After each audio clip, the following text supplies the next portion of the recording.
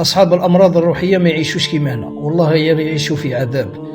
مريض المرض الروحي يشوف الدنيا نواري بلو ما يشوفهاش اون كولور، ما يستبنش الماكلة اللي راهو ياكل فيها، ما يستبنش الهواء اللي راهو يشم فيه، ما يستبنش العيشة اللي راهو عايشها، ما يعيش السعادة اللي انت راك عايشها، ما يستبنش الزوج نتاعو ولا الاولاد نتاعو ولا اللمة تاع العائلة ولا الدفء تاع العائلة.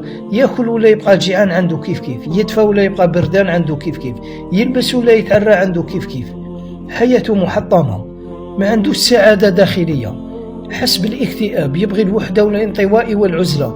المرض الروحي يعني عايش بحياة والله تعيسة، بالك تشوفه من برا نورمال بصح من الداخل قسما برب العزة غير محطم.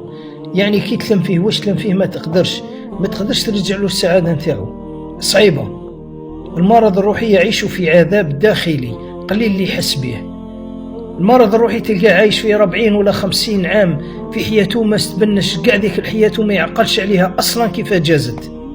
حياته محطمة بمعنى الكلمة. إخوتي نصيحة لله رفقا بأصحاب الأمراض الروحية، والله غير عندكم فيهم أجر، سعفوهم الماكسيموم، وقفوا معهم وما تكرهوش وما تعيوش معهم، والله إنك مأجور وإنه لمأجور، والله في ميزان حسناتك. سواء الزوج وقف مع الزوجة نتاعو ولا مع الابن نتاعو ولا مع البنت نتاعو، وهذا الشيء كان بأمر الله ويتنحى بأمر الله. أنت مأجور وهي مأجورة، مسألة وقت فقط.